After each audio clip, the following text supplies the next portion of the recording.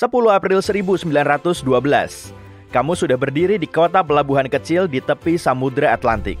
Kamu dan ratusan orang lainnya sedang bersiap-siap menaiki kapal megah super besar. Ukurannya 3 kali tinggi patung Liberty. Kapal ini diyakini sebagai alat transportasi air termutakhir di zamannya dan gak akan bisa tenggelam. Dari luar, kamu bisa melihat ratusan jendela kabin di dekat dek dan tulisan Titanic di lambung kapalnya yang perkasa. Hari itu, kapal megah ini memulai perjalanan perdana dan terakhirnya dari Southampton menuju New York. Tapi kali ini kamu akan menyimak kisah lain. Anggota kru mengumumkan perjalanan Titanic akan segera dimulai. Kapal pun angkat sau dari Afrika ke Bermuda. Dan penyebab dari kehancurannya bukan lagi gunung es. Selama 4 hari, Titanic berlayar menyusuri perairan Atlantik Utara.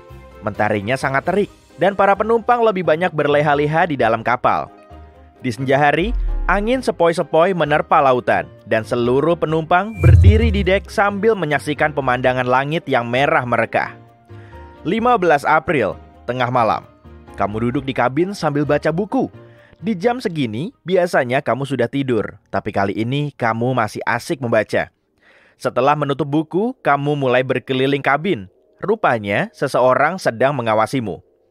Kamu bangkit dengan keringat dingin. Rasa gelisah mulai menjalarimu dan tubuhmu seketika bergidik. Dari jendela kabin kamu bisa lihat air laut terus saja menerjang kapal. Kabut tebal menggantung di angkasa luas. Kamu langsung keluar dari kabinmu. Sejumlah orang juga meninggalkan kamar karena tahu ada bahaya yang mengintai. Mereka mencoba menanyaimu, tapi kamu sendiri juga gak tahu apa-apa.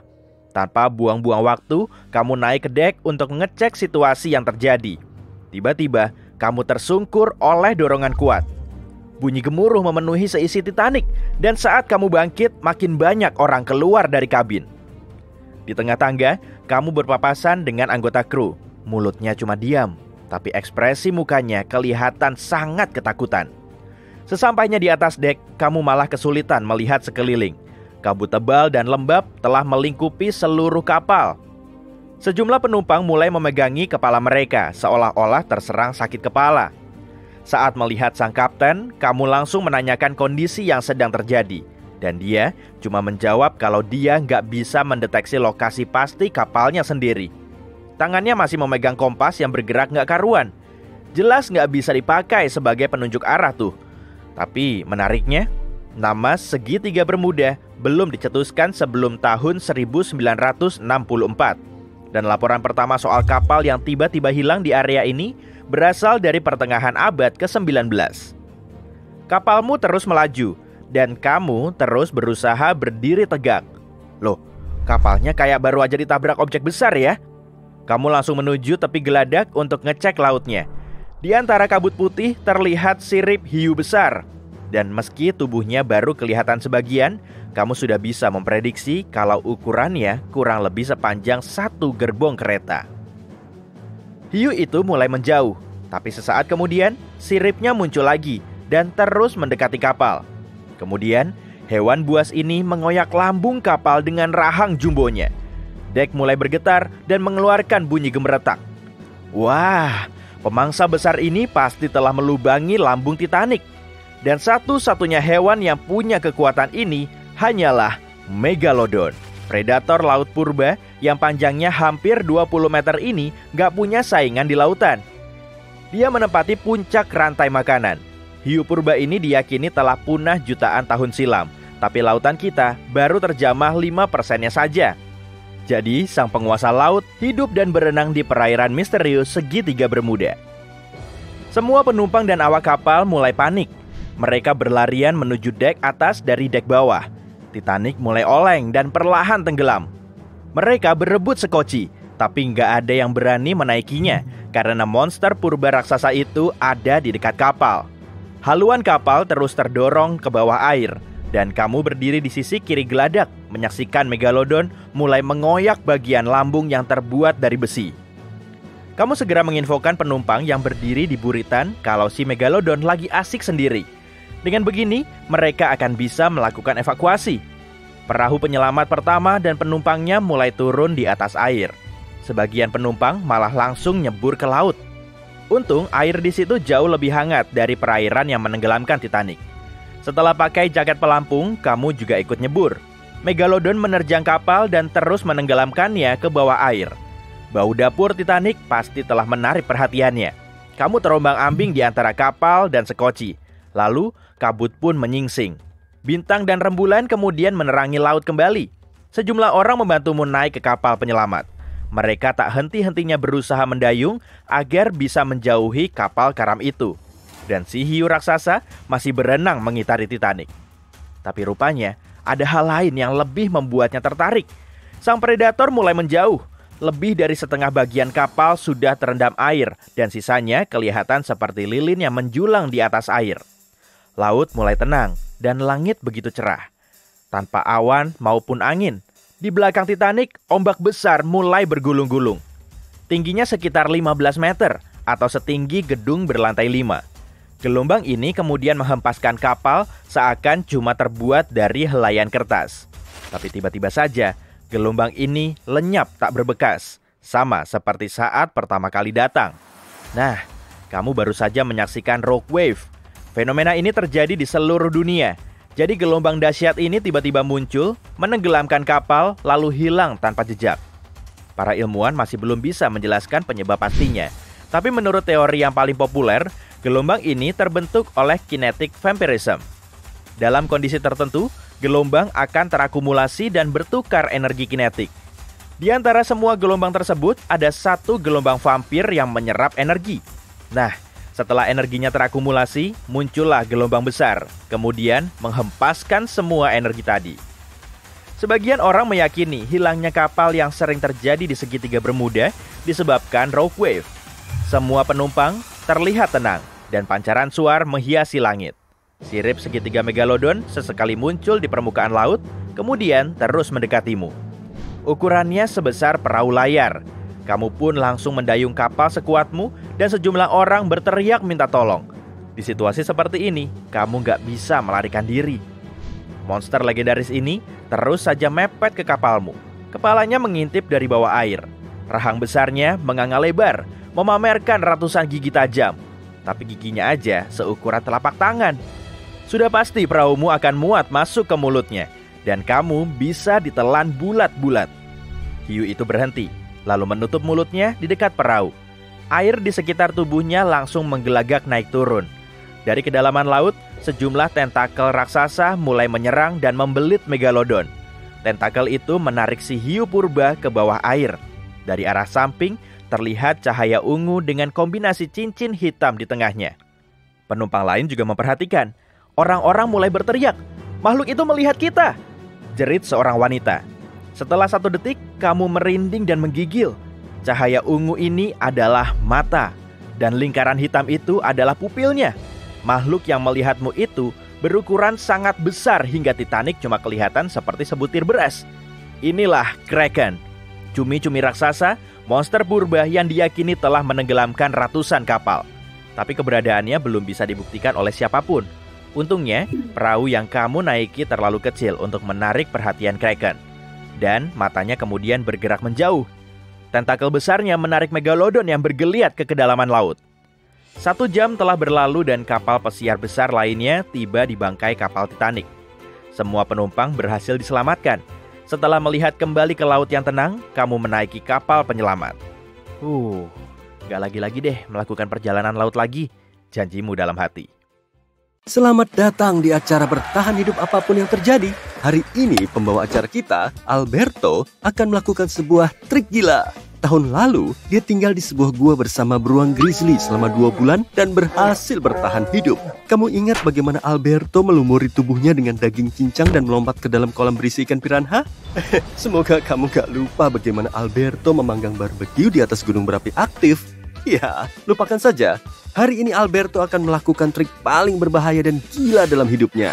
Khususnya untuk kalian, pemirsa yang budiman. Dia akan ditelan oleh paus biru raksasa. Alberto pergi ke Atlantik Utara.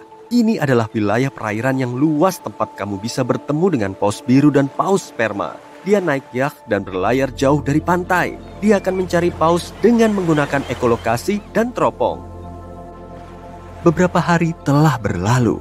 Alberto duduk di atas yacht dan mengamati cakrawala. Sonar mendeteksi beberapa gerakan. Dia melihat ke arah sinyal dan melihat air menyembur naik ke langit. Itu paus biru raksasa, mamalia terbesar di planet ini. Ya, itu mamalia, bukan ikan. Jadi, Alberto melumuri tubuhnya dengan minyak agar mudah masuk ke dalam tenggorokan paus biru. Dia mengambil masker oksigen dan melompat ke dalam air.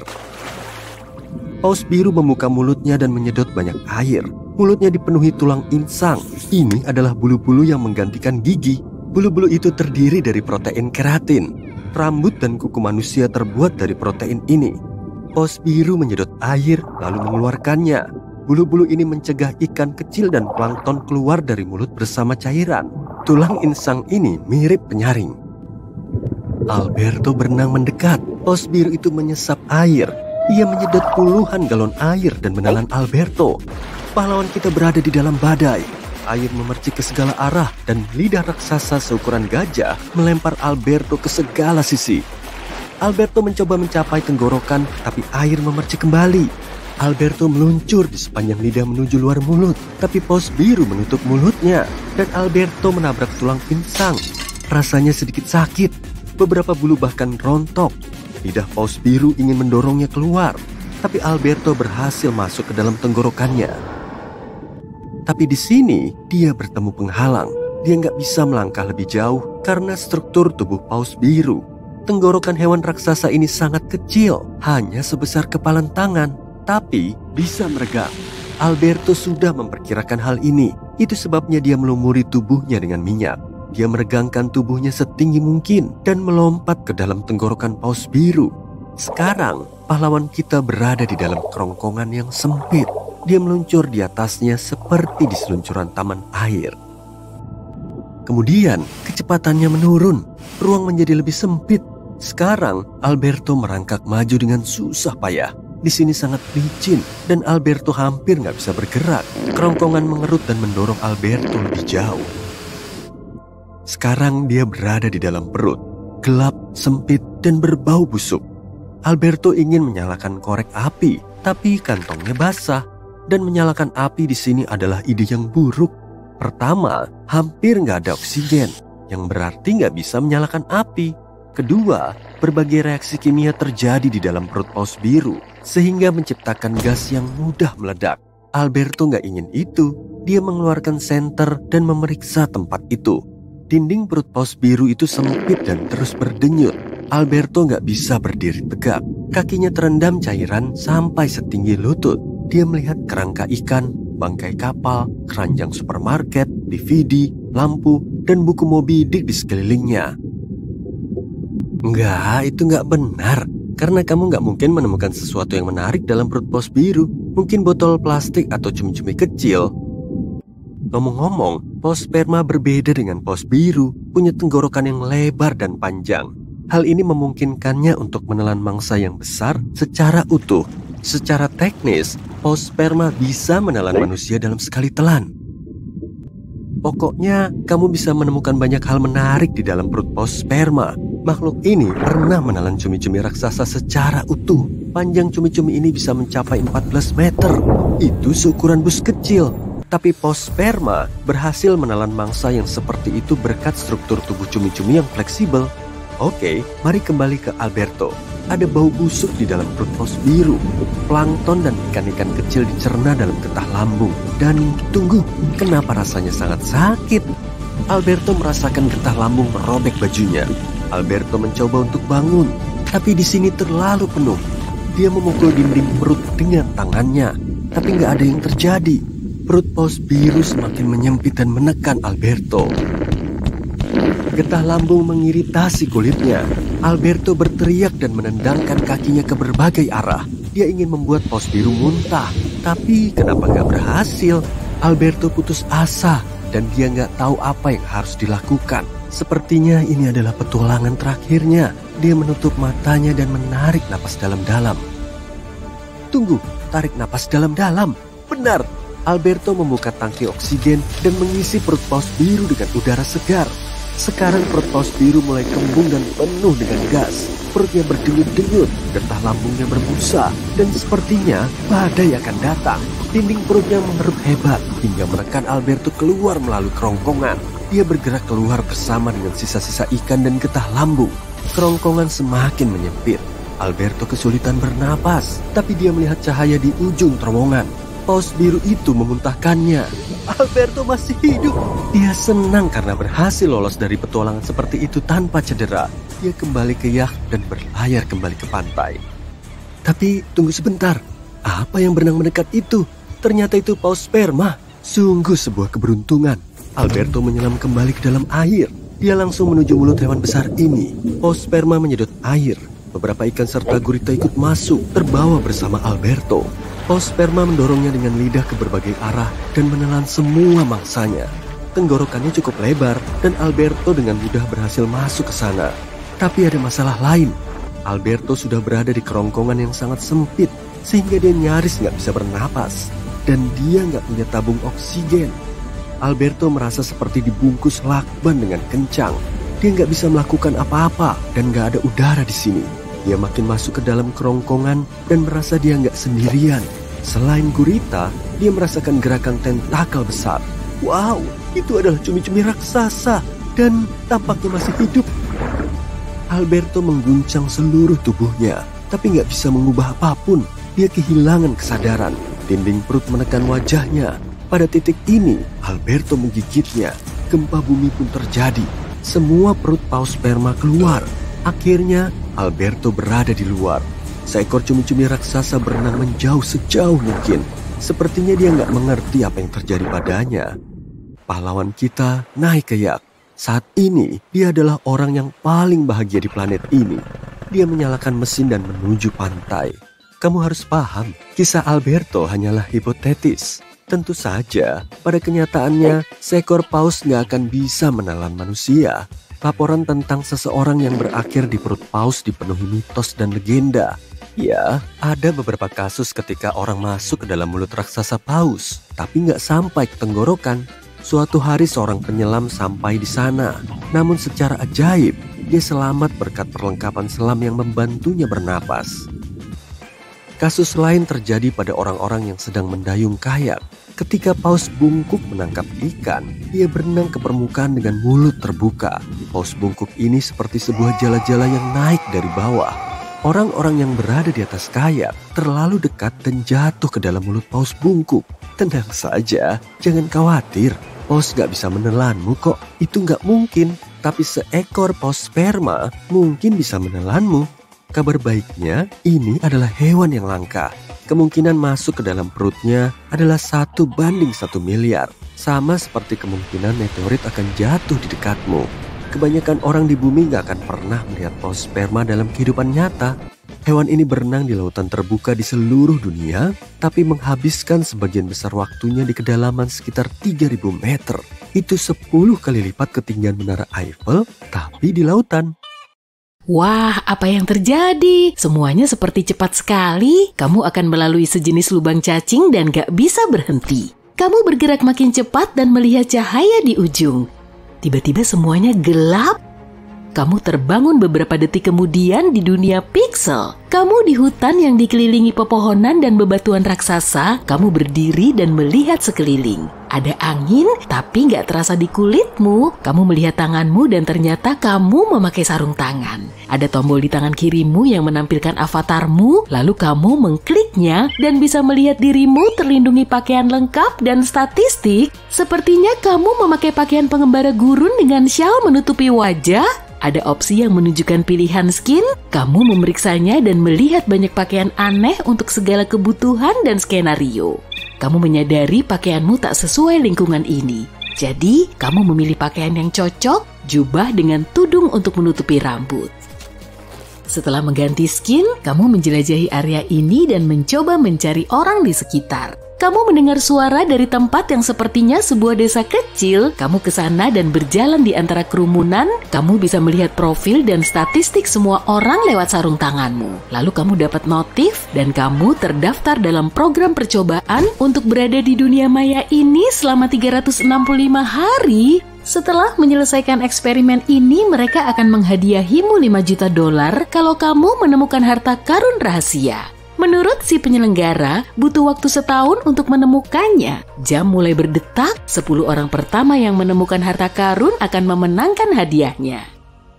Kamu mendekati sejumlah toko untuk mencoba dan mencari cara berinteraksi, tapi usahamu gagal. Setelah berjalan sebentar, kamu dapat notif yang bilang bahwa seseorang dari eksperimen ada di dekatmu. Dia nggak terlalu jauh di peta, tapi kamu nggak bisa melihat siapa dia atau seperti apa rupanya. Kamu mendekati karakter itu dan melihat penyihir wanita berpakaian mencolok. Sebelum kamu bicara, dia bilang bahwa setiap percakapan ini direkam. Jadi kamu harus berhati-hati nih. Dia menunjukkan beberapa fitur yang kamu lewatkan dan dia punya opsi untuk membawamu ke metaverse lain.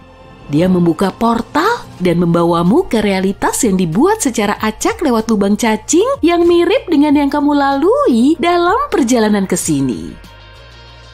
Kamu menutup mata dan bangun di kota kosong. Hujan deras di sini. Kamu dapat notif bahwa kamu berada di area metaverse tak dikenal. Kamu mengganti pakaian agar sesuai dengan lingkungan ini dan berjalan.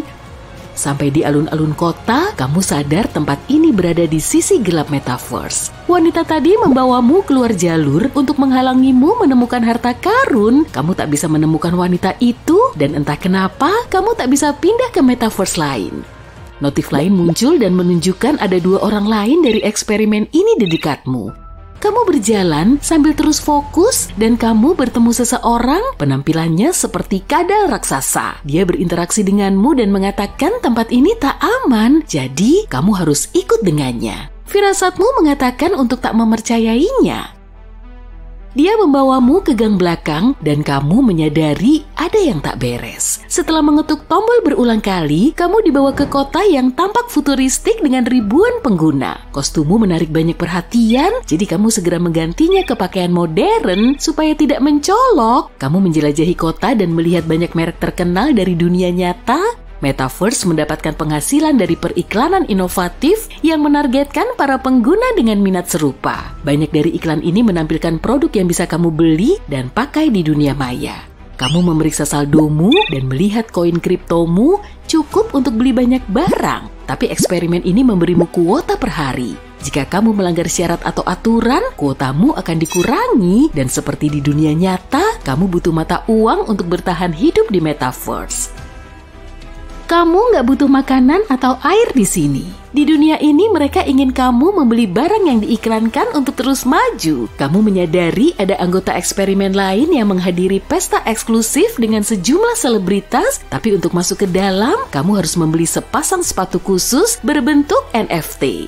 Ini adalah token yang tak bisa dipertukarkan yang menentukanmu sebagai pemilik asli barang ini, meski mungkin ada banyak di mana-mana. Mereka terdaftar atas namamu di domain publik, masalahnya harganya sangat mahal. Kamu nggak bisa menunggu sampai kuotamu bertambah. Jadi kamu mencari cara kreatif untuk masuk.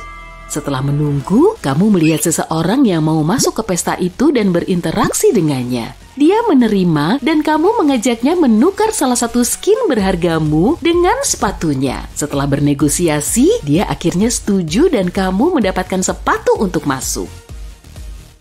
Kamu secara otomatis diterima dan mencoba berbaur. Tema pesta ini adalah hip hop, jadi kamu mengganti skin untuk acara ini dan mencoba mencari lebih banyak orang sepertimu, tapi gagal. Kamu menemukan ornamen yang merupakan petunjuk pertama untuk makin dekat dengan hadiah. Orang-orang di pesta ini menyadari bahwa kamu peserta eksperimen dan mencoba mengusirmu. Tapi setelah menghindari pihak keamanan pesta, kamu mengambil ornamen itu dan kabur. Ornamen itu mengatakan selama beberapa bulan ke depan, kamu harus mengunjungi 4 penjuru bumi. Kamu nggak bisa begitu saja melompat ke metaverse manapun secara acak, melainkan harus berdekatan. Jadi kamu mengunjungi berbagai bagian metaverse satu persatu untuk mencari petunjuk dalam mengumpulkan NFT berharga dan menukarnya dengan pengguna lain untuk membuka tempat lain. Kamu mengunjungi gurun yang terik sampai dataran permen dan segala tempat di antaranya. Beberapa bulan kemudian, kamu akhirnya menyelesaikan misi ornamen ini. Kamu berada di tempat terakhir, yaitu kota langit di atas awan yang ditopang oleh angin dan burung raksasa. kamu mendapat notif tentang petunjuk yang berbunyi, "Kamu makin dekat dengan hadiah, kamu harus melewati ambang realitas untuk menemukan harta karun itu." Kamu menggaruk kepala karena bingung mencoba memahami apa artinya. Tiba-tiba kamu melihat wanita yang membawamu ke kota metaverse berbahaya. Dia adalah salah satu dari sedikit orang yang sampai sejauh kamu. Kemudian dia menghilang ke kerumunan dan kamu tidak mau dikalahkan olehnya. Jadi, kamu mengejarnya. Kamu bisa melihatnya berlari menembus kerumunan dan terjebak di antara beberapa orang yang mengajakmu bicara. Dia menaiki elang raksasa dan terbang menjauh.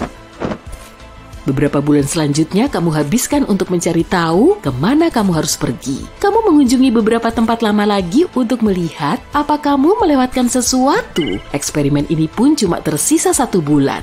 Kemudian kamu tersadar kamu telah melakukan kesalahan selama ini. Kamu berpindah ke lokasi acak dan masuk ke lubang cacing. Sekarang kamu berada di ambang realitas dan saat kamu melayang di angkasa, kamu menghentikan teleportasi di tengah jalan dan membeku di sana. Kamu membuka statistikmu dan melihat kamu tak bisa mengakses apapun kecuali 1 tombol tersembunyi. Kamu membatalkan banyak perjalanan di tengah jalan, tapi opsi ini tak ada sebelumnya. Kamu mengkliknya dan masuk ke tempat di antara ruang nyata dan virtual. Kamu berada di Limboverse. Semuanya di sini tampak begitu nyata.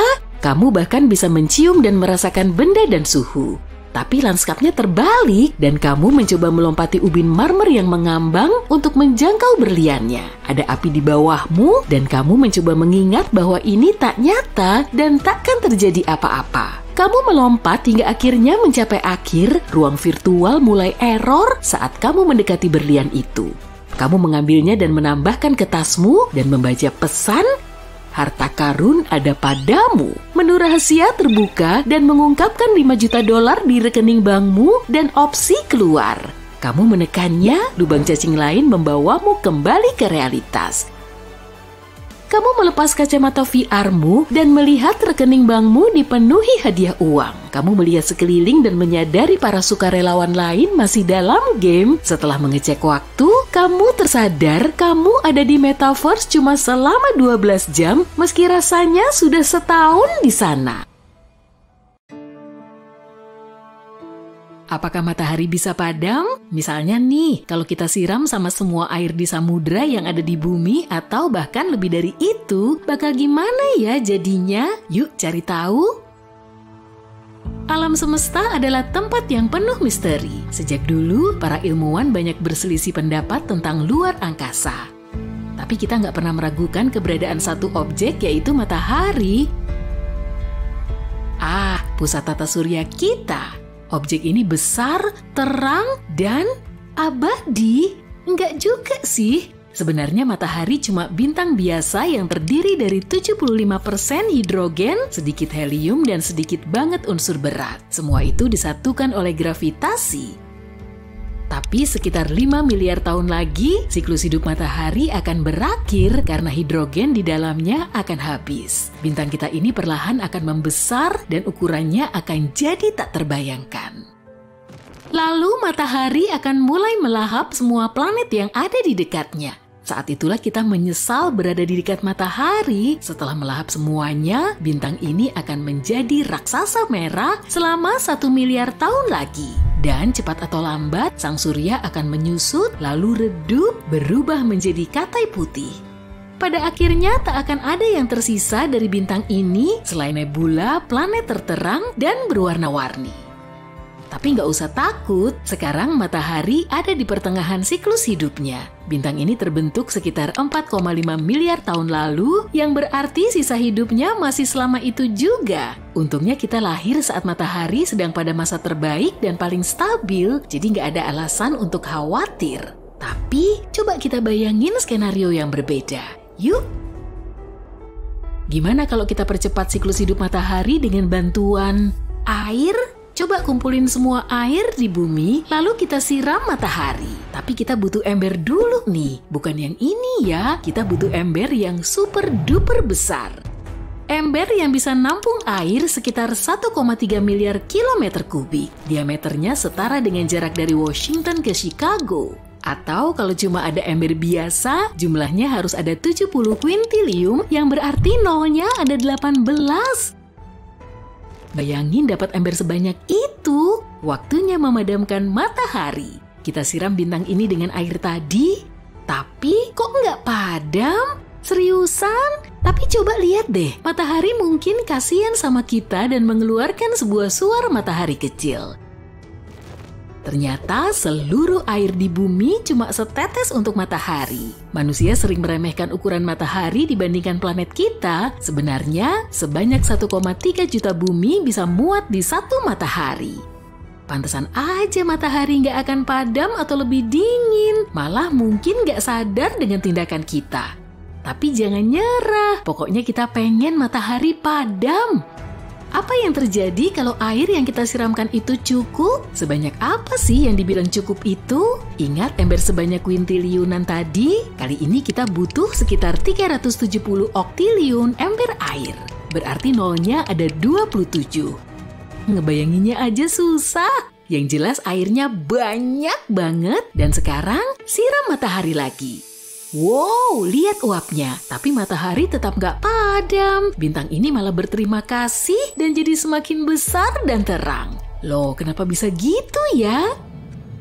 Jadi begini, matahari itu bukan api unggun. Di dalam api unggun dan lilin terjadi proses pembakaran kimiawi. Saat kita menyiram api dengan air menyerap panas dari api dan mendinginkannya sampai nggak bisa lagi terjadi reaksi pembakaran. Air juga mencegah api terpapar oksigen, intinya air menghentikan proses kimiawi. Sedangkan pembakaran pada matahari berbeda, meskipun kita bilang matahari panas membara, pembakarannya nggak seperti api.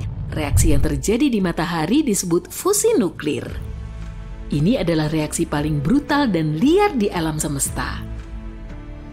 Ada banyak lapisan hidrogen di dalam matahari. Kalau kita ambil 4 atom hidrogen dan membenturkannya satu sama lain, akan tersisa 1 atom helium. Proses pembakaran yang terjadi di matahari sedikit lebih rumit saat bintang ini mencoba melakukan reaksi fusi, proton bermuatan positif saling tolak-menolak. Butuh gaya dan energi yang besar untuk menyatukannya. Untungnya ada kekuatan ajaib di luar angkasa, yaitu gravitasi. 99,8% massa tata surya adalah matahari. Berat banget kan? Massa inilah yang menahan matahari dengan bantuan gaya gravitasi yang besar. Jadi gravitasi menyatukan berkuadriliun atom hidrogen kecil setiap detik setiap harinya. Saat bertabrakan, atom itu melepaskan energi, jadi nggak seperti api, matahari bukan butuh oksigen untuk menyala, melainkan hidrogen. Kita tahu kalau rumus kimia air adalah H2O, artinya air terdiri dari atom hidrogen dan oksigen, jadi air seperti bahan bakar untuk matahari. Ini bagai memadamkan api dengan bensin. Selain itu, massa tambahan dari air malah bikin matahari lebih berat. Hal itu membantu kinerja gravitasi. Ditambah lagi proton akan saling bertabrakan dengan lebih cepat. Berkat ini, sintesis akan semakin cepat. Ya ampun, matahari jadi super kuat dan sekarang melahap kita beserta planet-planet lain yang ada di dekatnya. Kalau kita terus menyiramkan air, cepat atau lambat matahari akan hancur, lapisan luarnya akan meledak, dan bintang ini akan menjadi lubang hitam. Waduh, gawat! Sekarang lubang hitam ini akan mengisap semua objek yang ada di sekitarnya. Salah langkah nih. Ayo kita ulang lagi dari awal deh, karena udah jelas percobaan air kita gagal. Satu suar kecil matahari kedengarannya jauh lebih baik, kita kembali ke matahari yang normal dan tenang. Tapi kayaknya kita melupakan sesuatu nih. Bagaimana kondisi bumi sekarang setelah airnya dikuras habis? Kita tahu air berperan sangat penting bagi kehidupan di bumi. Sekarang banyak banget ikan dan hewan laut mati di tempat yang dulunya lautan. Kasian banget kan? Makhluk-makhluk laut dalam nggak bisa bertahan menghadapi perubahan tekanan sedrastis itu. Alga dan koral juga menjadi kering. Tunggu, bukannya alga dan koral menghasilkan 50-80% oksigen di bumi ya? Ups, waktunya pakai masker oksigen nih. Terus gimana keadaan di daratan? Sekarang semuanya jadi daratan sih, tapi kamu ngerti lah. Wow, daratannya jadi panas banget. Ini udah pasti. Kalau nggak ada laut, berarti nggak ada awan atau hujan. Sekarang kebakaran hutan terjadi di mana-mana. Hewan-hewan harus kabur dan meninggalkan habitat mereka. Tapi mereka juga nggak akan bisa nemuin rumah baru karena semua tumbuhan akan mengering dengan cepat. Nggak ada lagi tempat untuk hidup di bumi. Kini bumi menjadi seperti gurun besar, tapi manusia udah ribuan tahun tinggal di gurun kan? Mungkin mereka tahu gimana caranya? Jawabannya enggak. Mereka yang tinggal di gurun juga butuh minum. Jelas keadaan di bumi sangat kacau. Semua yang masih bertahan hidup saling berebut tetesan air terakhir. Itu pun kalau ada makhluk yang masih hidup, sekeras apapun mereka berjuang, nasib mereka udah jelas. Laut menyerap banyak sekali karbon dioksida dan panas dari matahari. Laut juga menyebarkan panas ke seluruh bumi sehingga nyaman dihuni. Dan begitu laut hilang, suhu akan naik dengan cepat hingga minimal 121 derajat Celcius. Tapi meskipun suhunya nggak seberapa, sekarang udah nggak ada lagi awan. Padahal awan juga mencegah kita terkena radiasi matahari loh. Jadi kita juga terpapar dampak langsung cahaya matahari. Harapan kita tinggal gunung-gunung es, tapi karena suhu udah panas banget, gunung es pun mencair. Padahal mungkin gunung es ini jadi harapan terakhir umat manusia. Tapi suar mataharinya keren sih, dasar manusia. Keadaan gelap dan kamu nggak bisa melihat apapun. Ada lendir di mana-mana. Lantai lembek dan bergerak. Kamu coba mencari jalan dengan meraba dinding yang bergerak di sekelilingmu. Setelah beberapa saat, kamu dengar teriakan kesakitan di kejauhan. Kamu berteriak minta tolong, tapi nggak ada yang menjawab. Kamu kapten sebuah kapal dan baru saja ditelan kraken raksasa. Kamu terus terhuyung-huyung, nggak tahu apa melangkah ke arah yang benar. Jeritan itu makin keras, cuma masalah waktu sebelum kamu bertemu seseorang. Saat melangkah lagi, sepotong kayu lebar mendesing melewati kamu, nyaris merobohkanmu. Potongan kayu itu berasal dari kapal yang ditelan kraken. Makhluk itu juga telah menelan seluruh kru hidup-hidup. Jadi, mereka pasti ada di dalam suatu tempat di dalam perut monster itu. Kamu terus mengikuti teriakan itu. Suara itu membawamu menuruni jalan lain yang mirip kerongkongan. Kamu raih sepotong kayu dan meluncur menuruni jeruan berlendir. Keadaan gelap, jadi kamu robek sedikit kain dari kaosmu, kamu balutkan di papan besar dan menyalakannya. Obor darurat itu memungkinkanmu melihat banyak pembuluh darah yang memompa di dalam. Tiap pembuluh darah bisa dimasuki lebih dari 3 orang. Tak berapa lama, kamu mulai melihat lebih banyak puing-puing kapalmu, termasuk harta karun yang telah kamu temukan dan simpan di dasar kapal. Tapi, sekarang, tumpukan emas itu nggak ada gunanya, karena kamu lagi mencari teman-teman krumu di dalam ruang bau dan gelap ini. Kamu sampai ke titik yang tampaknya memiliki banyak terowongan, masing-masing mengarah ke titik yang berbeda. Kamu tahu, memanjat keluar lagi lewat mulut kraken itu mustahil. Jadi, solusinya cuma masuk lebih dalam. Kamu putuskan mengikuti instingmu dan meluncur menuruni terowongan terkecil yang tertutup lendir dan cairan lain. Kamu matikan dan selipkan obor untuk dipakai lagi nanti. Kamu menyusup dan terjepit sebentar. Kraken masih berenang dan kayaknya lagi berhenti untuk istirahat. Pembuluh vena dan pembuluh darah raksasanya melambat dan terowongan daging tempat kamu merayap itu jadi melebar. Sebelum nyadar, kamu terlanjur jatuh ke sebuah lubang besar sampai tiba di kolam cairan. Begitu tercebur ke dalamnya, kamu mulai merasa asam membakar pakaianmu. Kamu ada di lambung kraken. Kamu lepas kemejamu dan mendayung di atas papan kayu, menyeberangi danau asam itu. Bisa kamu lihat lebih banyak pecahan kapalmu berserakan di sekitar. Tiba-tiba, kraken mulai beraksi dan berenang dengan cepat. Kamu gak punya pilihan, kecuali bertahan di atas papan dan terus mengapung. Kamu pejamkan mata agar asam gak masuk matamu. Sekarang, kamu terlempar makin dalam di lambung kraken, tempat terjadinya pencernaan. Di sana, asamnya lebih keras dan melumat semua yang ada di dalamnya. Baunya mengerikan dan kamu nggak bisa mencari jalan keluar. Tapi di kejauhan, kamu lihat beberapa anggota krumu terdampar di tengah pulau kecil di lambung itu. Kamu lihat beberapa hiu masih berenang di sekitar benda yang belum dicerna. Nggak ada yang bisa kamu lakukan saat ini, kecuali menyeberang dan mendekati anggota krumu. Kamu naik potongan kayu lain dan mendayung ke arah mereka. Kali ini, asam lambung melumat kayu itu.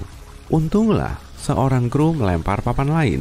Jadi kamu lompat ke atasnya dan mendayung ke arah mereka. Kamu memanjat ke tepian. Semua orang senang melihatmu. Kamu coba mencari jalan keluar, tapi semuanya tertutup asam. Air mengalir masuk bersama banyak hewan laut. Kadar keasaman meningkat dan semua orang berhimpit-himpitan.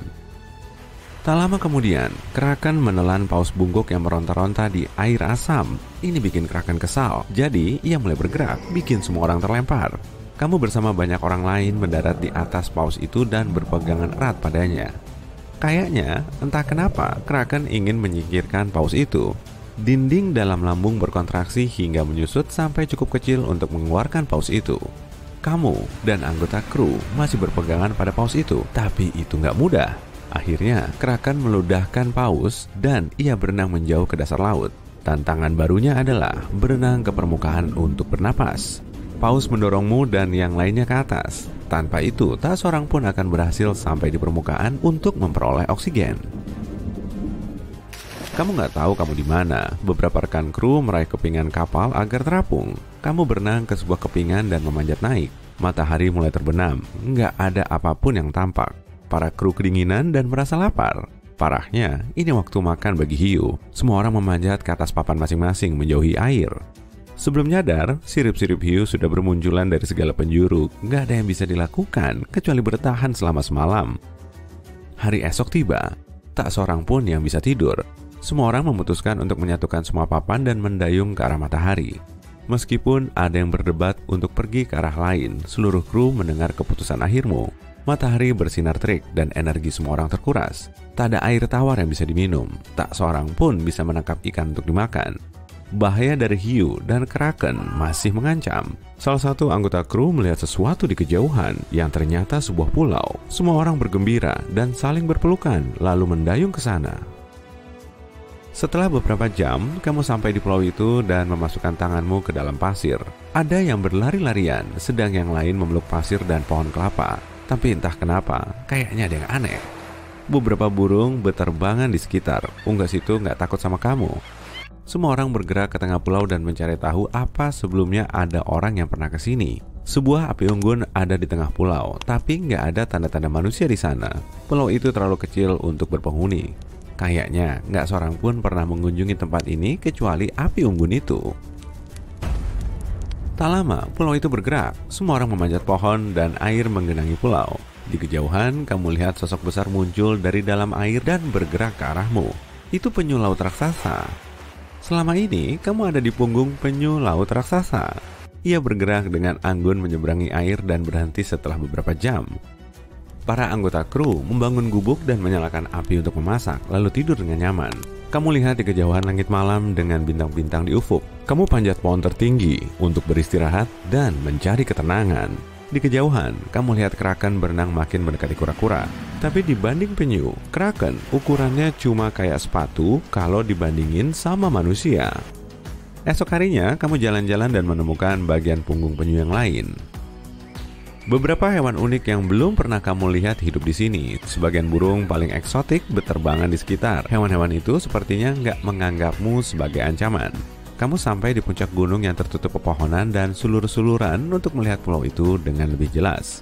Kamu lihat pemandangan indah dan menemukan lubang besar di tanah tepat di bawahmu. Dan kamu lihat ada alat-alat penggalian yang ditinggalkan penjelajah lain. Kamu kumpulkan semua kru dan bergegas ke lubang itu. Kamu harus menembus sulur-suluran dan memanjat medan menantang untuk sampai ke sana. Pertanyaan utamanya adalah, kemana arah lubang ini? Kalau dasar pulau ini adalah tempurung penyu raksasa? Kamu melangkah di lokasi itu dan melihat banyaknya peralatan serta rencana yang terbengkalai. Kamu pungut sebuah peta dan melihat tanda silang yang menandai harta karun yang di luar khayalan manusia.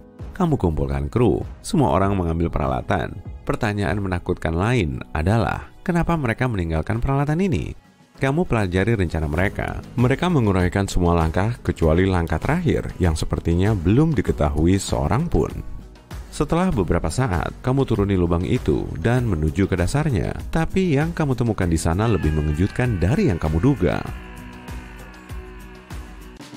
Kita sudah terbiasa dengan apa yang dilakukan tubuh kita untuk membuat kita tetap hidup setiap harinya, sehingga hampir tidak pernah memikirkan soal mekanisme tidur, bicara, bernapas, atau bahkan berkedip. Tapi apa yang akan terjadi pada tubuhmu jika kamu berhenti melakukan semua kebiasaan ini secara tiba-tiba? Kapan masalah akan muncul? Bukannya aku mau mogok bicara, tapi terkadang aku bertanya-tanya apa yang akan terjadi kalau aku berhenti bicara sama sekali. Apa aku akan kehilangan suaraku selamanya pada akhirnya? Mari kita cari tahu apa yang dikatakan para spesialis di Universitas Columbia. Pertama, pita suara kita adalah otot. Dan otot butuh latihan sesekali agar tetap bugar. Kalau berhenti bicara, otot-otot ini akan mulai melemah. Akibatnya, suaramu akan menjadi lebih pelan dan nadanya menjadi lebih tinggi.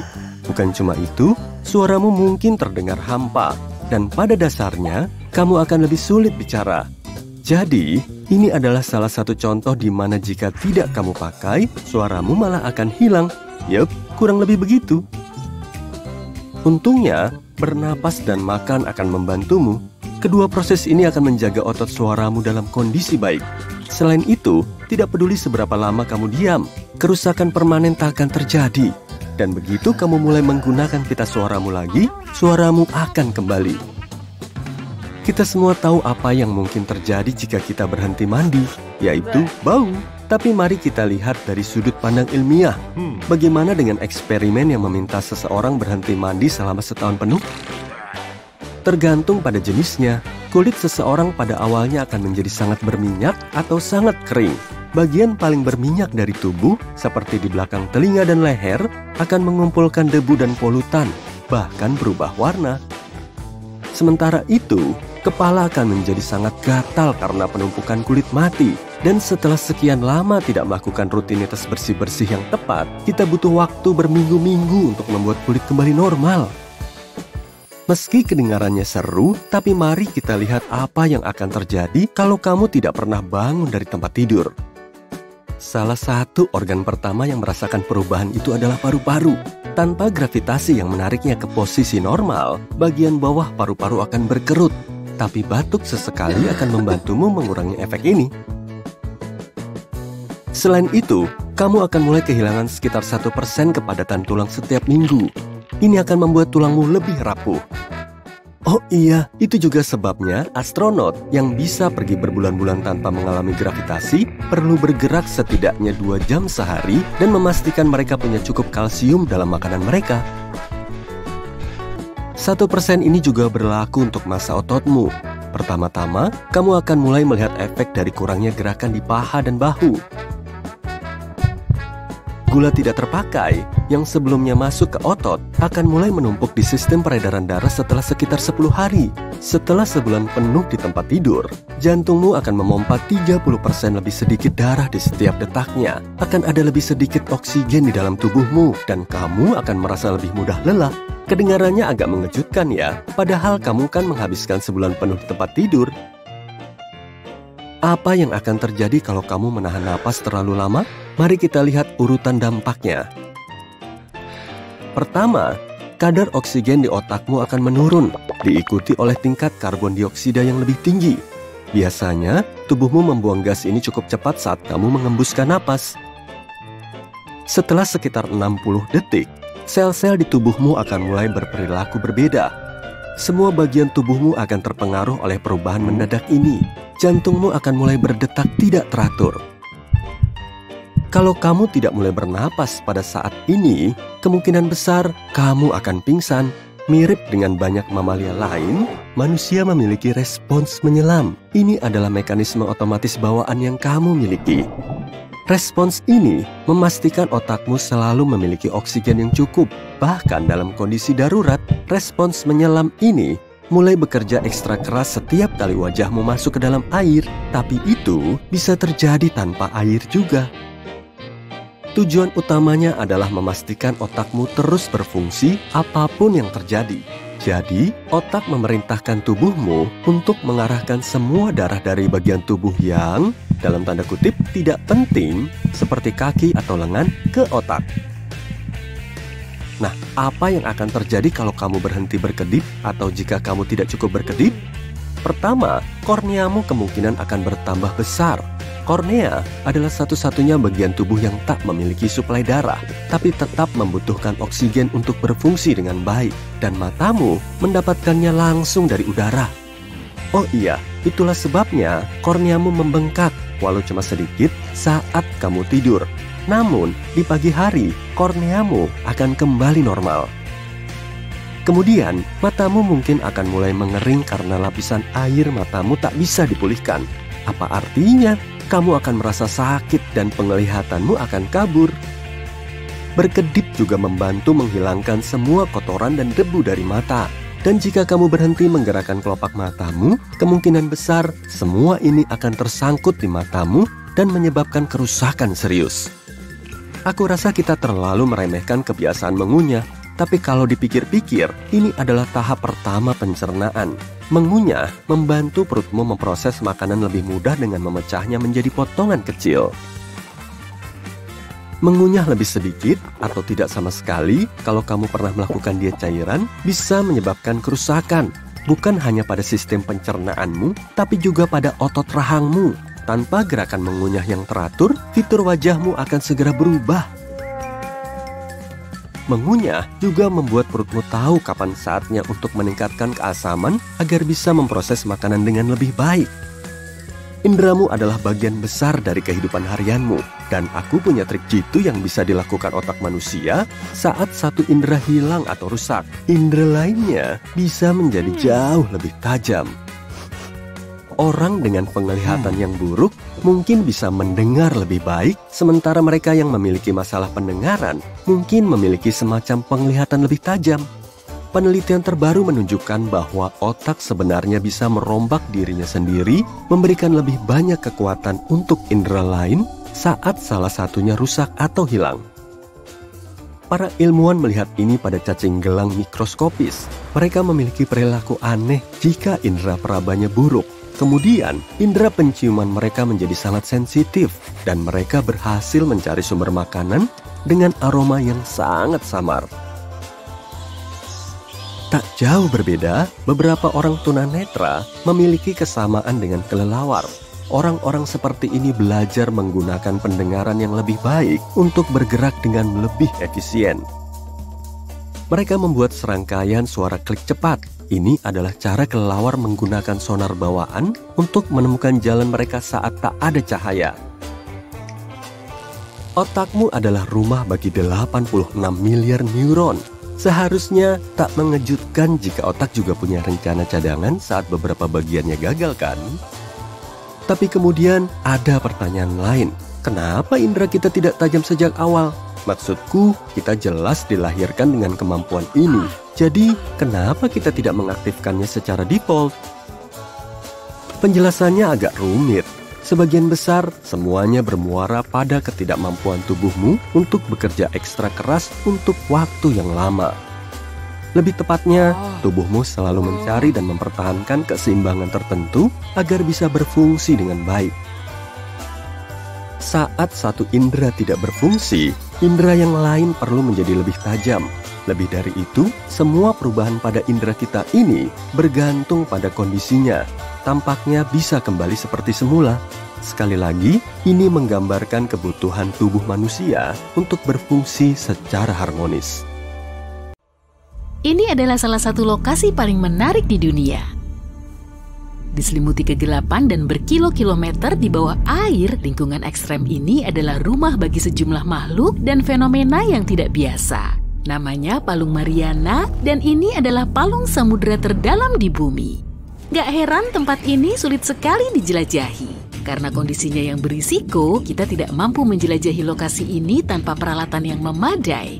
Tapi, apa yang akan terjadi jika kita melempar bola baja ke sana? Mari mulai dengan beberapa pengetahuan dasar bagaimana kita pertama kali menemukan lubang yang sangat dalam di lautan ini. HMS Challenger mengidentifikasinya pada tahun 1875. Kapal itu memiliki peralatan yang lumayan mewah pada masanya, tapi masih belum bisa menjelajahi palung ini sepenuhnya. Beberapa dekade kemudian, pada tahun 1951, kapal lain, HMS Challenger 2, kembali ke lokasi yang sama dengan perlengkapan yang lebih baik. Kapal itu memiliki echo sounder dan mampu melakukan pengukuran akurat dari apa yang tampaknya merupakan titik terdalam di permukaan planet kita. Kalau dilihat dalam bentuk 2 dimensi, kamu bisa melihat palung sepanjang 2.400 km dengan lebar rata-rata 69 km. Bentuknya juga agak mirip bekas luka berbentuk bulan sabit jika diamati dari atas. Sejauh ini masih biasa aja kan? Nah, kalau kamu merentangkan kawat dari permukaan laut ke titik terdalam palung ini, panjangnya akan mencapai 11 km. Kalau kita mampu secara fisik memindahkan Gunung Everest yang merupakan gunung tertinggi di bumi untuk menutupi palung Mariana, tingginya masih nggak cukup, kurang sekitar 1,5 kilometer. Karena palung Mariana begitu dalam, hampir seluruhnya tertutup kegelapan karena cahaya hampir tidak bisa menembus jarak se-ekstrem ini di bawah air. Suhunya juga tidak bersahabat, hanya beberapa derajat di atas titik beku. Tapi fitur yang paling berbahaya adalah tekanan airnya. Tepat di titik terdalam palung, jumlah tekanannya sekitar 1000 kali lebih tinggi dari tekanan atmosfer standar. Tidak banyak orang yang pernah mencoba turun ke palung Mariana. Bahkan upaya terorganisir pertama terjadi lebih dari 60 tahun lalu. Upaya itu dilakukan oleh Jacques Piccard dan Don Walsh dengan bantuan kapal selam. Mereka hanya menghabiskan waktu sekitar 5 jam untuk turun dan cuma 20 menit di bawah. Sayangnya mereka nggak mampu mengambil foto apapun. Sampai kedua ilmuwan ini bisa turun, para ahli meyakini kemungkinan adanya kehidupan di sana sangat kecil atau tidak ada sama sekali karena kondisinya, terutama tekanannya yang ekstrem. Tapi saat di bawah, lampu sorot kapal selam itu melihat seekor makhluk yang sangat datar. Seperti yang bisa kamu bayangkan, sumber daya di sini sangat langka. Makhluk apa yang tinggal di bawah sini dan bagaimana mereka bertahan hidup mengingat lingkungannya yang keras? Anehnya, ada lumayan banyak satwa liar yang hidup di palung Mariana. Beberapa makhluk ini menggunakan bahan kimia untuk bertahan hidup, seperti metana atau belerang, sementara jenis ikan lain memakai kehidupan laut yang, lebih lemah dari mereka dalam rantai makanan. Makhluk yang paling umum ditemukan di sini adalah Xenophyophora, amfipoda, dan teripang kecil. Beberapa dari mereka beradaptasi dengan mengeraskan cangkangnya menggunakan aluminium yang diambil dari air laut. Makhluk yang lebih kecil seperti mikrob beradaptasi dengan memakai bahan kimia yang keluar saat air laut menyentuh bebatuan bawah air. Mereka menganggap snailfish Mariana sebagai satwa liar utama di sana. Ukurannya kecil, sekitar 8-23 cm, tembus pandang dan tidak bersisik, tapi mereka adalah hewan pemangsa teratas di sana. Gak heran beberapa orang mulai meyakini bahwa megalodon mungkin masih tinggal di sini. Apa itu megalodon? Mungkin kamu bertanya-tanya, megalodon adalah predator terbesar yang pernah dikenal dalam sejarah planet kita. Pada dasarnya, hiu terbesar dan paling ganas yang pernah hidup. Para ilmuwan percaya megalodon sudah lama punah dan ide bahwa megalodon mungkin masih bersembunyi di palung Mariana tidak didukung banyak informasi pendukung. Megalodon perlu belajar menavigasi dalam kegelapan total, jadi dia harus menjadi berpendar atau berevolusi untuk memiliki mata besar. Selain itu, karena ukurannya yang sebesar bus sekolah, megalodon membutuhkan banyak makanan. Mikrob dan snailfish kecil nggak akan cukup untuknya. Jika sebuah bola baja dijatuhkan ke dalam palung, apa dampaknya?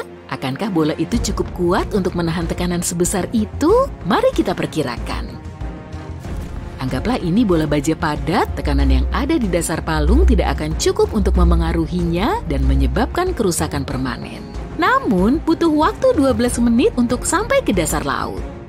Bagaimana dengan suhu? Nah, ternyata perbedaan suhu di permukaan dan di dasar palung lumayan jauh. Perbedaannya sekitar 30 derajat Celcius. Jadi itu akan membuat bola ini sedikit menyusut, tapi sekali lagi, begitu bola itu kembali ke permukaan, bentuknya akan kembali normal. Jika bola itu tersangkut di sana, ada pertanyaan lain yang menarik untuk dijawab. Apakah korosi akan memengaruhinya? Korosi baja sangat bergantung pada jumlah oksigen di dalam air. Jumlah oksigen yang larut dalam air tetap konstan pada kedalaman lebih dari 5 km. Gak perlu dihitung deh, akan butuh waktu lebih dari 10.000 tahun agar bola baja itu benar-benar berkarat di bawah laut. Aku pun jadi penasaran, apa ya yang kita, manusia, butuhkan untuk bisa bertahan hidup di kedalaman se-ekstrem ini? Mari kita lihat apa yang digunakan di masa lalu untuk menjelajahi lokasi misterius ini. Alat kecil bernama busa sintaksis. Kenapa? karena cuma ini bahan yang bisa mengapung dan menahan tekanan yang ada di sana. Tanpa perlindungan semacam ini, paru-paru kita akan cepat hancur di sini. Lebih dari itu, tekanan air akan mendorong cairan ke dalam mulut kita, menggantikan oksigen yang sangat dibutuhkan dengan air. Kemudian kita butuh kemampuan untuk bisa kembali ke permukaan jika sesuatu tidak berjalan sesuai rencana. Salah satu kapal yang melakukan penyelaman dalam di sini dilengkapi beban baja seberat 450 kg agar dipastikan tenggelam. Pemberat ini dihubungkan ke kapal dengan jenis kawat khusus yang memiliki waktu korosi yang meningkat 11-13 jam di air laut untuk berjaga-jaga andai ada yang tidak beres di sana dan mereka harus naik kembali dengan cepat. Mengingat kondisi yang keras di sini, masalah pasokan oksigen juga sangat penting. Setiap kapal yang ingin turun ke Palung Mariana lagi perlu mempertimbangkan semacam perangkat yang bisa mendaur ulang udara untuk mengurangi jumlah oksigen yang perlu diangkut ke sana. Dan yang terakhir, tapi jelas bukan masalah terkecil kita, adalah listrik. Jelas nggak ada colokan listrik di bawah sana untuk kamu ngecas ponsel, jadi perlu ada baterai yang cukup tahan lama untuk mendukung semua peralatan yang diperlukan. Komunikasi, suplai oksigen, perangkat penerangan, dan lain-lain. Semua masalah ini sepertinya bukan tantangan lagi, karena baru-baru ini kamu bisa membeli tur ke Palung Mariana loh. 3 orang yang beruntung adalah bagian dari proyek semacam itu pada tahun 2020. Mereka menyelam dalam bola titanium setebal 9 cm yang memastikan mereka tidak merasakan perubahan tekanan dan tekanan fisiologis apapun. Masing-masing tamu mengambil bagian dalam perjalanan individu yang diperkirakan memakan waktu sekitar 14 jam. Proses turunnya sendiri memakan waktu lebih dari 4 jam. Begitu sampai di dasar, mereka mendapat kesempatan untuk menyaksikan sejumlah makhluk paling luar biasa di planet ini. Kemudian sudah waktunya untuk memulai pendakian 4 jam untuk kembali ke permukaan. Ada apa nih? Semuanya buram. Kamu tidak ingat apa yang terjadi semalam. Kamu cuma ingat ketiduran di sofa setelah seharian sibuk di kantor. Kamu mengucek mata, bangun, dan melihat ke sekeliling. Kamu berada di apartemen studio mungil berisi pernak-pernik dan objek aneh. Ada dapur kecil di samping pintu dan kamar mandi kecil. Kamu mencuci muka dan saat kamu lihat ke cermin, kamu langsung menjerit. Kamu baru sadar suaramu terlalu kencang. Kamu lalu menutup mulut dengan tanganmu. Pantulan matamu di cermin terlalu besar dan kulit juga rambutmu sangat sempurna. Kamu menyentuh wajah untuk memastikan semuanya nyata. Kamu masih bisa mendengar suara orang bercakap-cakap di suatu tempat di luar kamarmu. Kamu duduk di ranjang, mencoba berpikir apa yang akan kamu lakukan. Kamu melihat ke jendela dan pemandangannya bikin kepalamu berputar. Kamu melihat pemandangan megah kota masa depan dari ketinggian. Kamu mungkin tinggal di salah satu apartemen pencakar langit tertinggi di area ini. Hujan turun sangat lebat, tapi terlihat sempurna. Tidak ada angin yang membuat hujan berubah arah. Ada yang mengetuk pintu apartemenmu. Kamu menunduk, mencoba bersembunyi. Ada yang berusaha membuka handle pintu. Mereka mengobrol dalam bahasa yang terdengar seperti bahasa Jepang, dan kamu tidak paham ucapan mereka. Kamu mengintip lewat lubang pintu dan melihat cewek berbaju funky. Rambutnya pink, kayaknya dia tidak mencurigakan. Mungkin dia bisa bantu aku. Kamu berusaha membuka pintu, tapi gagal. Kemudian cewek itu mendobrak pintunya. Dia menerjang masuk, lalu menjatuhkan semua barang. Kamu terpelanting dan mendarat di tempat tidur. Cewek itu masuk, masih bicara denganmu. Kamu mencoba memperhatikan, tapi ada garis-garis dan bentuk aneh mengambang di sekitar kepalanya dan terus membuatmu bingung. Cewek itu kemudian berhenti bicara, dan dari intonasinya, dia bertanya kepadamu. Tapi kamu enggak jawab. Dia marah, matanya berubah bentuk, dan mulutnya melebar. Dia menarik tanganmu dan membawamu menyusuri koridor gedung. Semua kamar terlihat sama di lorong indah ini. Ada jendela di ujung koridor dan tidak ada tangga. Tidak ada yang masuk akal. Dia memecahkan jendela, masih menggandengmu, melompat dan mendarat di atap gedung lainnya. Kamu menjerit, ketakutan setengah mati. Kamu melihat ke belakang gedung yang baru kamu tinggalkan. Kamu melihat sekelompok orang berpakaian hitam memakai topeng seram. Untungnya mereka tidak melompat mengejarmu. Yang terbesar itu pasti pemimpinnya. Dia berdiri di tengah, melihatmu dari balik topengnya yang seram. Kamu dan cewek itu menuju gang terpencil. Dia terus bicara denganmu dalam bahasa Jepang sampai dia tersadar kamu tidak memahaminya. Dia berhenti bicara dan hanya tersenyum kepadamu. Kamu menatapnya bingung. Kamu bertanya tentang orang-orang yang mengejar kalian dalam bahasa Inggris, dan dia menjawab mereka orang-orang jahat. Kamu tidak memahami sisa ucapannya. Dia bercerita sedikit tentang dirinya. Dari yang sedikit kamu pahami, dia tumbuh di jalanan, bertahan hidup dengan memakan sisa-sisa makanan dari tempat sampah. Setelah beberapa saat, dia mulai bekerja untuk beberapa orang demi mendapatkan uang banyak. Tapi sekarang, dia salah satu pencopet paling gahar di kota itu. Kamu bingung, kenapa kamu malah mengikuti cewek itu? Atau apa semua ceritanya jujur? Kamu bicara dengannya, tapi dia sama sekali tidak paham. Bagaimanapun, kamu terpaksa mengikutinya sampai kamu menemukan jalan untuk kabur. Kamu sekarang berada di alun-alun penuh jajanan kaki lima khas Jepang. Kamu dan cewek itu berusaha berbaur. Kamu masih tidak tahu kemana kamu pergi. Semua makanan lezat itu bikin perutmu keroncongan. Tapi tiba-tiba kamu menyadari beberapa pria bertopeng membuntutimu. Cewek itu menggandengmu erat dan menarikmu. Para pria itu tiba-tiba ada di depanmu, mencoba mengepungmu. Cewek itu membuka lubang saluran pembuangan dan kamu masuk ke bawah sana. Kamu tidak tahan baunya dan melihat banyak tikus di mana-mana. Cewek itu menuju terowongan kecil dan kamu tiba di tempat seperti apartemen kecil. Sementara kita aman di sini, katanya. Kamu sadar kamu mulai paham. Kamu duduk, sementara dia mengunci pintu dan melihat ke beberapa kamera. Orang-orang itu tidak bisa menemukan pintu masuk ke tempat persembunyiannya. Dia menghela napas lega dan rileks. Dia menjelaskan, kamulah yang akan memimpin mereka menuju kemenangan. Kamulah yang terpilih. Kamu bilang, kamu tidak tahu siapa dirimu atau bagaimana kamu bisa sampai ke sana. Dia bingung, tahu kamu berkata jujur, tapi sudah terlambat bagimu untuk kabur. Orang-orang itu sudah mengenali wajahmu. Mereka tidak akan memberi ampun. Cewek itu menjelaskan ada sekelompok orang yang harus kamu temui, tapi mereka tinggal cukup jauh. Besok pagi kalian akan melanjutkan perjalanan. Keesokan harinya, cewek itu memasak sarapan yang enak, lalu kalian berangkat. Lebih aman bepergian di siang hari. Ada banyak sekali orang yang bisa menjadi saksi mata kalau terjadi sesuatu denganmu.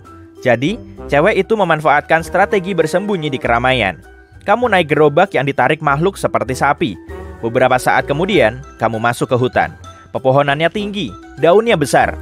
Dasar hutannya gelap tapi ditutupi ratusan bunga berwarna-warni. Kalian mencapai lokasi, harus meninggalkan gerobak dan lanjut berjalan kaki. Selagi kamu menyusuri hutan, kamu melihat beberapa makhluk magis berjalan dan terbang ke sana-sini. Akhirnya, kamu mencapai tujuan, kabin kecil mungil yang terlihat terbengkalai. Tapi cewek itu mengetuk pintu dengan isyarat dan pintunya terbuka. Kamu dan cewek itu masuk dan tiba-tiba semua gelap. Beberapa saat kamu tidak bisa melihat atau mendengar apapun.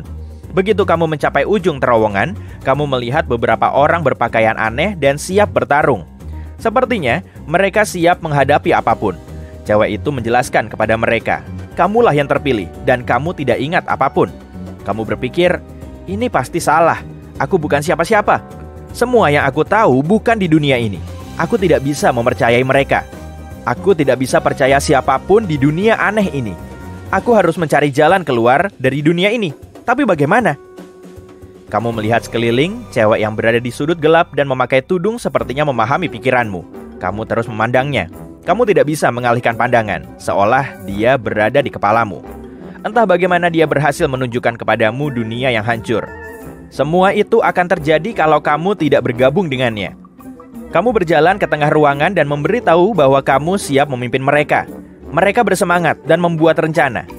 Sementara di kota, para penduduk merayakan semacam hari besar. Ada banyak orang bertopeng berpatroli di jalan-jalan.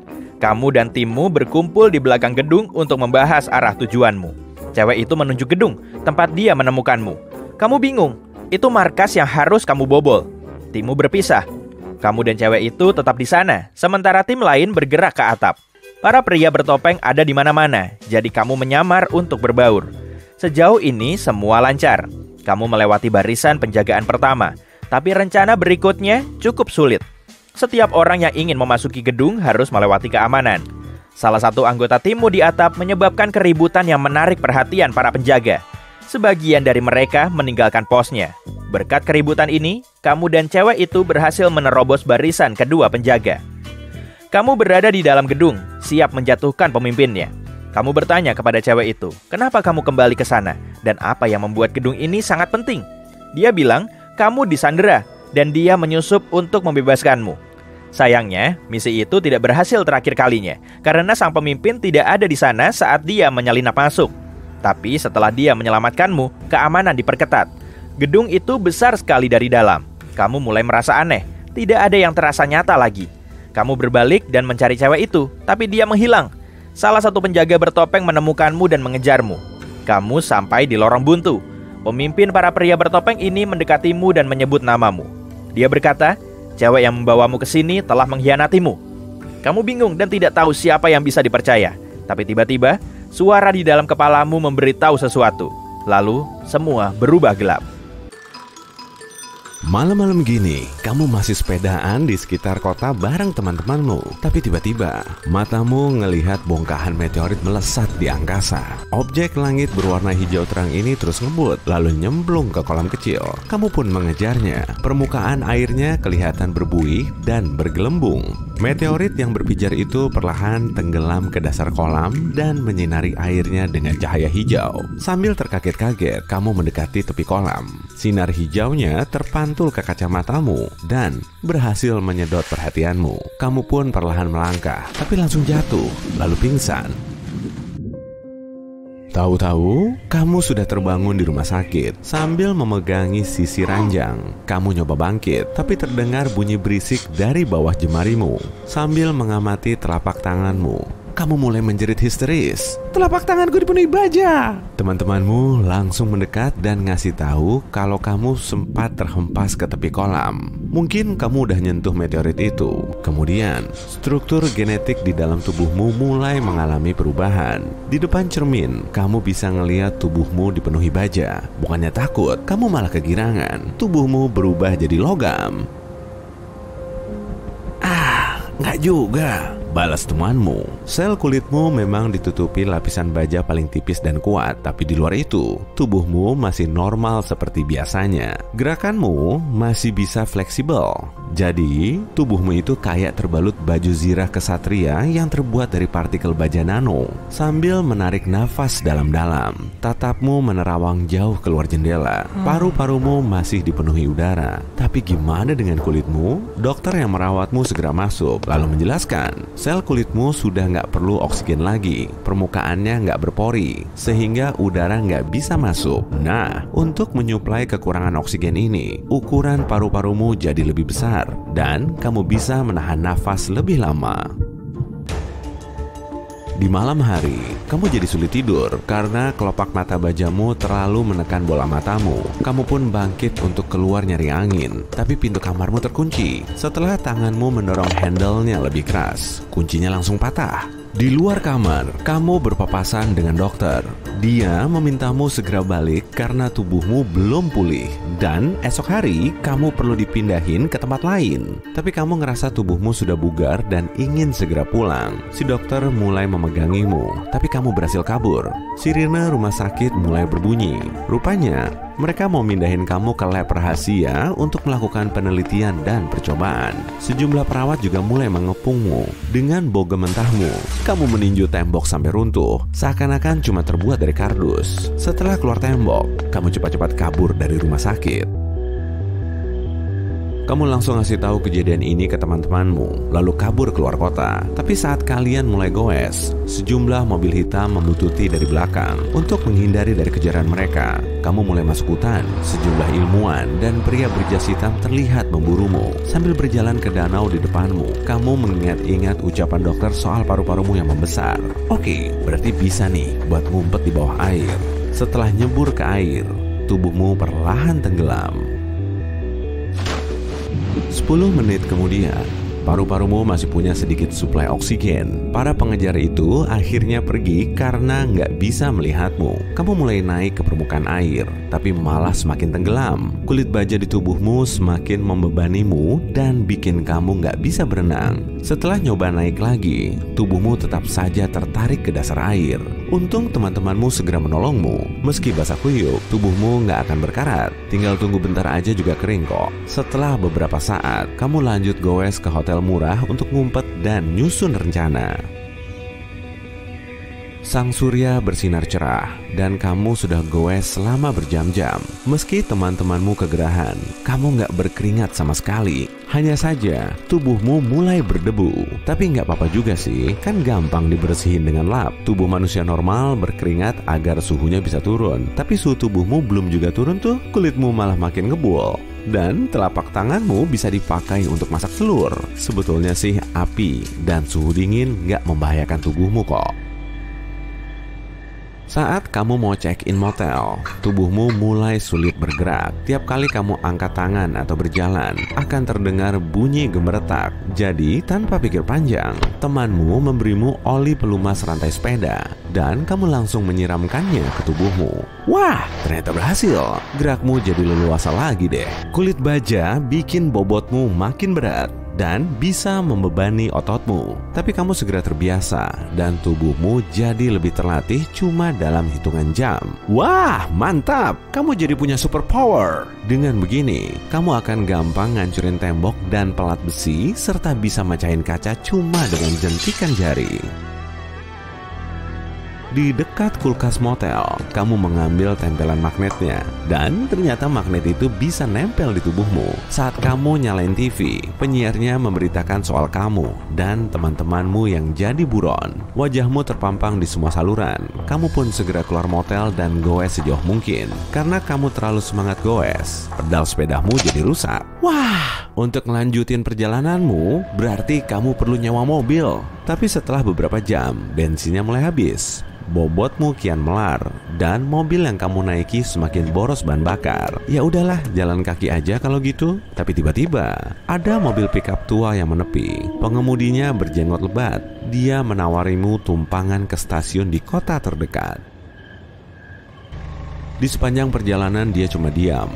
Keringat dingin bercucuran di wajahnya. Mungkin dia gugup, kok aneh banget sih? Setelah masuk ke kota tujuanmu, banyak foto terpajang di lampu lalu lintas. Dan siapapun yang bisa menangkapmu akan diberi imbalan. Kamu pun langsung minta si pengemudi untuk menurunkanmu. Tapi dia nggak mau menggubrismu. Lalu, kamu menghentakkan kaki ke lantai mobil dan jatuh ke aspal. Mobil itu seketika berhenti, tapi kakimu tetap baik-baik saja. Sejumlah mobil hitam mulai mendekatimu dari berbagai penjuru. Setelah pintunya terbuka, orang berjas hitam langsung keluar dan menangkap teman-temanmu. Tapi kamu berhasil kabur, lalu manjat ke atap rumah berlantai 5. Para ilmuwan dan pria berjas hitam itu berusaha mengepungmu lagi. Tapi kamu berlari ke tepi bangunan, kemudian lompat. Kamu berhasil mendarat di tanah dengan kaki setengah menekuk, mirip superhero beneran. Aspal di bawahmu langsung rusak dan sepatumu juga robek. Sambil berlari, kamu menggoreskan bekas cakaran ke bodi mobil yang terparkir. Akhirnya, kamu sampai di hutan dan bermalam di situ. Kemudian, kamu ngumpulin ranting besar untuk bikin api unggun. Tapi sebetulnya kamu nggak perlu api unggun karena tubuhmu nggak kedinginan. Saat ini, kamu cuma perlu ngumpet di tempat gelap. Kamu mendekatkan tanganmu ke api unggun, tapi nggak merasakan sensasi panasnya. Di ujung jemarimu bahkan nggak ada sidik jarinya. Lalu kamu memejamkan mata sambil ngebayangin masa depanmu. Semua detektor logam pasti akan sangat berisik tiap kali kamu lewat di dekatnya. Para petugas bank, bandara, dan kafe pasti akan kewalahan. Dan parahnya lagi, sepanjang umurmu, kamu akan terus-terusan ngumpet. Dalam tidurmu, kamu bermimpi orang-orang mulai mengolokmu. Seketika itu juga, kamu terbangun. Gak bisa begini terus. Dan setelah beberapa saat, kamu bisa tahu solusinya agar kamu gak dikejar-kejar lagi. Kamu pun menyusuri hutan sampai berjam-jam. Dan kulitmu mulai mengeluarkan bunyi berisik karena kurang pelumas. Sesampainya di jalanan, kamu melihat mobil yang terparkir di dekat hotel. Kamu membuka bagasinya, lalu mengambil wadah oli mesin. Setelah berhasil menyelinap masuk ke kamar hotel, kamu langsung ngecas ponselmu. Tapi 1 jam kemudian, ada cewek yang masuk ke kamar. Dia langsung menjerit ketakutan. Dan kamu langsung mengambil ponselmu, kemudian keluar lewat jendela. Sejumlah mobil hitam menepi di depan hotel. Helikopter juga terbang di atasnya. Kamu segera lari ke tempat pembuangan mobil bekas, lalu mulai merekam dengan ponselmu. Oke, udah saatnya kamu cerita yang sebenarnya. Di sini kamu bilang kalau kamu nggak mau superpower seperti ini. Kamu cuma mau hidup normal. Setelah itu, kamu nge-post rekamanmu ke semua akun medsosmu. Tapi tiba-tiba tower crane di situ menyala, kemudian nyeret semua mobil bekas itu dengan magnet raksasa. Tubuhmu juga ikut nempel di magnet. Orang-orang berjas hitam itu kemudian menangkapmu. Duh, nggak bisa kabur lagi nih para reporter.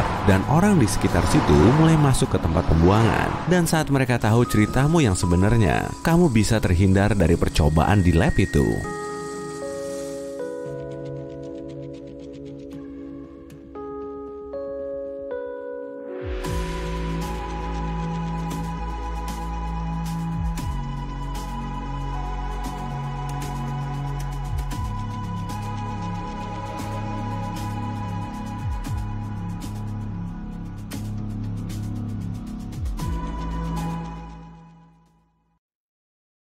Para hadirin sekalian, selamat datang di pertarungan abad ini. Di sudut kiri terdapat dinosaurus paling terkenal sepanjang masa, Tyrannosaurus Rex. Sebut saja dia Tirihana. Dia hidup sekitar 70 juta tahun lalu dan merupakan ratu sejati di wilayah Amerika Utara. Tidak ada yang bisa mengalahkannya dalam pertarungan 1 lawan 1. Ya, kecuali melawan meteor yang satu itu. Haha, pasti kalian tahu kisahnya. Di sudut kanan, terdapat mimpi buruk dari laut, Megalodon. Yang ini bernama Megan. Spesies ini punah sekitar 3 juta tahun lalu, tapi legenda tentangnya masih hidup. Megalodon adalah hiu terbesar yang pernah ada, dan merupakan pemangsa super pada masanya. Kedua petarung ini adalah predator tertinggi dalam kategorinya masing-masing. Tapi apa yang terjadi saat mereka dipertemukan? Untuk mengetahuinya, mari kita lanjut ke kategori pertama, ukuran. T-Rex terbesar yang pernah ditemukan bernama Scotty. Hei, maju sini. Tinggi pinggulnya kira-kira 3,6 meter. Tapi jika Scotty menegakkan punggungnya, tingginya kira-kira mencapai 13 meter. Ini setinggi 3 jerapah yang disusun di atas satu sama lain. Dan jika kamu ingin mengelus moncong dino imut yang satu ini, kamu harus berdiri di pundak 7 orang agar sampai. Meskipun T-Rex kita bukanlah yang terbesar dari jenisnya, Tirihana tetap adalah salah satu yang paling berbahaya. Tapi sekarang, mari kita lihat ukuran lawannya. Ukuran Megalodon masih menjadi perdebatan kontroversial. Faktanya, satu-satunya sisa hiu purba ini hanyalah gigi dan tulang belakangnya. Jadi, ilmuwan hanya bisa menebak-nebak ukuran hiu ini sebenarnya. Tapi dengan perhitungan yang paling sederhana sekalipun, Megalodon lebih besar daripada T-Rex. Panjang Megalodon kira-kira sekitar 15 meter, yang artinya lebih panjang daripada bus sekolah. Megalodon bukan hanya hiu terbesar yang pernah ada, tapi juga merupakan hiu terbesar di dunia. Pesaing terdekatnya dalam segi ukuran adalah hiu paus masa kini. Tapi hiu paus kalah dari Megalodon sampai 3 meter. Jadi, dalam kategori ukuran, Megalodon tidak menyisakan peluang bagi T-Rex. Poin pertama didapatkan sang hiu raksasa, Megan. Kategori berikutnya adalah bobot. Mari kita mulai dengan Megan. Biasanya, Megalodon dewasa punya bobot 27 hingga 59 ton. Ini seperti 3 helikopter angkut berat atau hampir seberat tank. Sebenarnya, beberapa rumah memiliki bobot yang lebih ringan daripada Megalodon. Pesaing Megalodon satu-satunya di laut dalam segi bobot adalah paus biru. Apa jawaban T-Rex untuk ini? Meski dirinya adalah predator yang sangat besar, T-Rex terbesar hanya bisa mencapai bobot 14 ton. Bobot ini relatif kecil untuk ukurannya. T-Rex mungkin sangat lamban dan kikuk, tapi beberapa tulangnya berongga, sehingga bobot totalnya berkurang. Berkat ini, dia bisa bergerak lebih cepat dan lebih gesit tanpa kehilangan kekuatan. Tapi sayangnya, Tirihana kalah berat dari Megan setidaknya 3 kali lipat. Jadi, 1 poin lagi didapatkan Megalodon. Selanjutnya adalah kecepatan dan kelincahan. Menurut sejumlah perkiraan, Tyrannosaurus Rex dapat berlari dengan kecepatan 17-72 km per jam. Sebagai perbandingan, kecepatan manusia tercepat di dunia hanya 26 km per jam. Jadi, silakan hitung sendiri. Yap, benar, kita tidak akan bisa kabur untuk menghindari makan siang dengan, maksudku, menjadi makan siang T-Rex. Tapi bagaimana dengan kemampuan manuver? Tirihana tampak besar dan kikuk. Namun, T-Rex punya keseimbangan yang sangat baik karena ekornya yang besar dan dapat berputar dan mengganti arah dengan sangat cepat. Lihat saja kakinya, dia jelas tidak melewatkan leg day. Sekarang, mari kita lihat sang petarung kedua, Megan. Ilmuwan menemukan bahwa Megalodon dapat berenang dengan kecepatan sekitar 18 km per jam. Ini cukup untuk menjadikannya predator puncak, tapi terbilang cukup rendah dibanding banyak spesies lain. Misalnya, makhluk laut tercepat adalah ikan layar. Kecepatannya bisa mencapai 109 km per jam, sekitar 30 meter per detik. Selain itu, karena bobotnya yang berat, Megan tidak bisa berbelok atau bermanuver dengan cepat. Bayangkan dia layaknya truk raksasa yang perlu berputar balik. Jadi, saat menyerang, Megan hanya punya satu kesempatan. Jika gagal, dia harus memutar terlebih dahulu. Putaran ini memberi mangsanya cukup waktu untuk melarikan diri.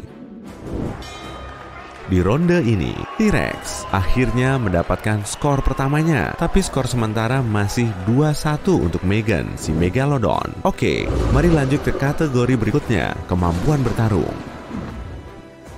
Megalodon jelas merupakan predator terbaik di dunia air, bukan hanya karena ukuran dan bobotnya, tapi juga karena kecerdasannya. Para ilmuwan telah menemukan jejak gigi Megalodon pada bangkai-bangkai paus. Mereka menyimpulkan bahwa Megan mengincar titik terlemah mangsanya dan mengetahui di mana saja letak-letak organ vital.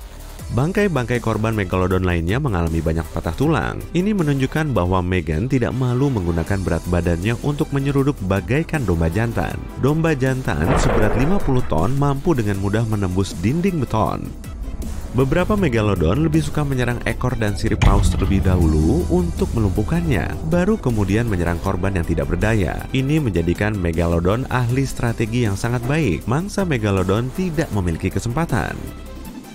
Jadi, hiu ini punya dua teknik utama, serudukan dan gigitan mematikan. Tapi persenjataan T-Rex jauh lebih luas. Seperti Megalodon, dia punya gigitan terkuat dari jenisnya dan juga menggunakan serudukan. Meski bobotnya tidak sebesar Meg, T-Rihana bisa melaju dengan kecepatan yang jauh lebih tinggi dan dampak yang dibuatnya jauh lebih kuat daripada sang hiu. Selain itu, dia bisa menyerang dengan ekornya dan kakinya punya kekuatan yang luar biasa serta bisa menginjak korbannya. Tidak diragukan lagi, gudang senjata T-Rex jauh lebih beragam. Jadi, poin kategori ini jatuh pada sang dinosaurus. Sekarang saatnya untuk kategori bonus, penghargaan simpati penonton. Tidak diragukan lagi, T-Rex adalah dinosaurus paling terkenal sepanjang masa. Dia sudah muncul di film, serial TV, kartun, video game, dan bahkan perangko dan meme. Dan kerangkanya di Museum Sejarah Alam Amerika adalah yang paling terkenal di dunia. Tapi ada juga banyak mitos tentangnya. Sebagai contoh, mitos bahwa dia hanya bisa melihat benda bergerak. Dalam film terkenal, para protagonisnya selamat dari T-Rex dengan mematung di tempatnya. Sayangnya, pertama, dinosaurus bisa dengan mudah mencium bau mangsanya. Kedua, T-Rex punya penglihatan yang sangat tajam. Bahkan, penglihatannya 13 kali lebih tajam daripada manusia. Megalodon, di sisi lain, punya reputasi sebagai monster sejati. Adegan ketika Megalodon menghancurkan perahu nelayan masih menjadi favorit para penggemar dan menakutkan bagi seluruh pemirsa di seluruh dunia. Tapi karena sisa-sisa tubuh yang ditemukan hanya sedikit, kita hanya bisa menerka-nerka bentuk Megalodon sebenarnya. Jadi, Instagram T-Rex akan jauh lebih populer. T-Rex mengambil poin ini. Ayo kita lanjut. Skornya saat ini adalah 2-2. Jadi, hasil pertarungan ini akan ditentukan oleh ronde terakhir, alat tempur.